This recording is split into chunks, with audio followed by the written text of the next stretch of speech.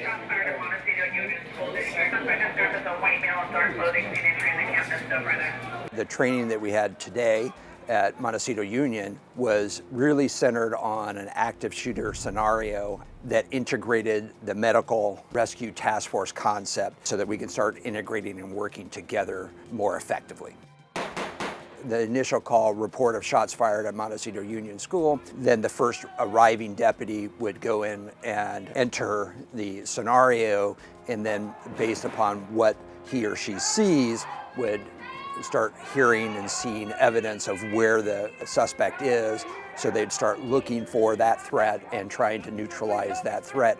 At the same time, trying to coordinate the response of the other units, the fire and medical services as well, to try to get them ready, because in these instances, we know that the quicker we can get somebody to medical care, whether it's right there on scene or having to remove them from the scenario out to a triage area for transport and that type, the sooner we can get that done, the better the chances are for survival for that victim.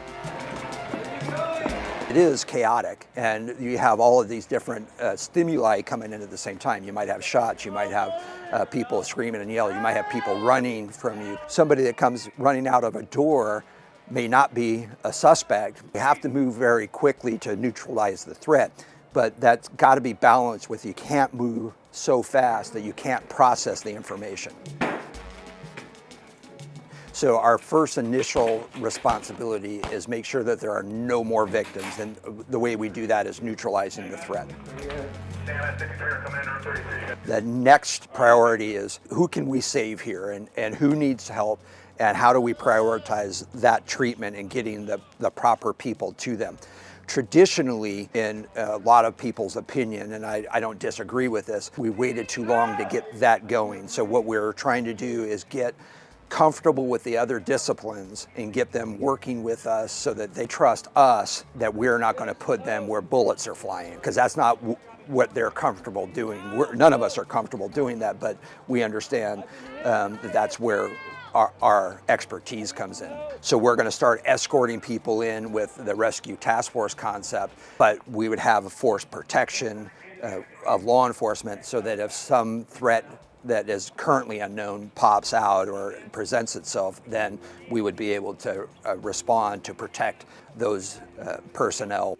So it's just understanding protocols, it's understanding language. People from law enforcement, people from fire, and people from the medical services. We can all look at the same set of circumstances, but we interpret it different because we interpret it how it applies to us and what it means to us. So what we're trying to do in this type of training is look at what it is they're looking at and how they're going to interpret it, and that way I can help them get to their mission much quicker. And they're doing the same. You know, they're going into an unknown situation in an environment that's uncomfortable to them, and what we're trying to do is say, we're going to make it as comfortable as we can for you, and so we can get you in there and get us a little bit more help. So that we're on that same terminology, right? Whenever we do after-action reviews on anything, it always comes down to the breakdown in communication. That's always the problem.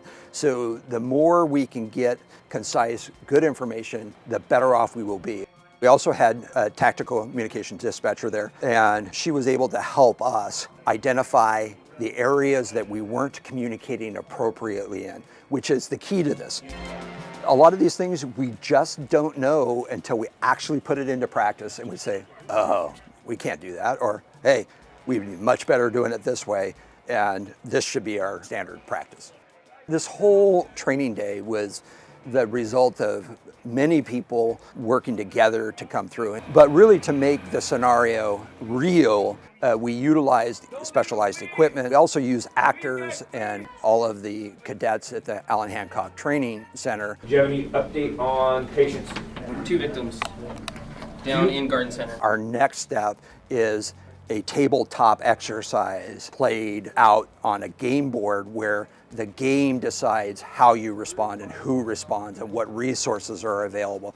But what it really does is it forces the very first initial responder to start setting up the capability to handle all of the incoming units and the structure that's going to be necessary to manage that. In the long haul, how we manage this type of event is really going to determine our success and failure rate. This is all part of our attempt in Santa Barbara County to get everyone on the same sheet of music. Frankly, this is what the public expects us to do, and we have to get better at it. We have to start working together as a cohesive team, and the only way we can do that is going through these types of things.